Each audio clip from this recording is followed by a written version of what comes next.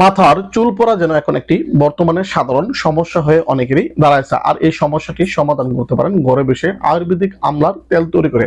আয়ুর্বেদিক আমলার তেল এই চুল পড়া বন্ধ করে খুব সহজেই। এটি অত্যন্ত একটি পরীক্ষিত প্রাকৃতিক ভেষজ চিকিৎসা চুল পড়া বন্ধের জন্য। প্রথমে আপনি 4 লিটার পানি এবং 50 গ্রাম আমলকির গুঁড়ো একটি পাত্রের মধ্যে মিশিয়ে নেবেন। তারপর সেই পাত্রটিকে চুলায় জ্বালাতে দিবেন এবং আস্তে আস্তে নাড়তে থাকবেন। পাত্রের পানির পরিমাণ সেই 4 লিটার থেকে 1 লিটার না আসা পর্যন্ত পাত্রটি জ্বালাতে থাকুন। 1 লিটারের কাছাকাছি চলে আসলে পাত্রটি নামিয়ে ফেলুন এবং একটি সুতির কাপড় দিয়ে সেই পানিটিকে সেকে নিন। সেকে পানিটিকে আলাদাভাবে সংরক্ষণ করুন এবং সুতির কাপড়ের উপর সেই আমলকির গুঁড়োর যে বীজা আস্তরণ জমবে সেই আস্তরণের সাথে নতুন করে আবার পুনরায় 70 গ্রামের মতো আমলকির গুঁড়ো এবং 250 গ্রাম নারিকেল তেল মিশিয়ে একটি পেস্ট করে তৈরি করুন। এরপর আরেকটি পাত্র নিয়ে এই পেস্ট এবং সেকে সংরক্ষণ করা 1 লিটার পানি একত্রে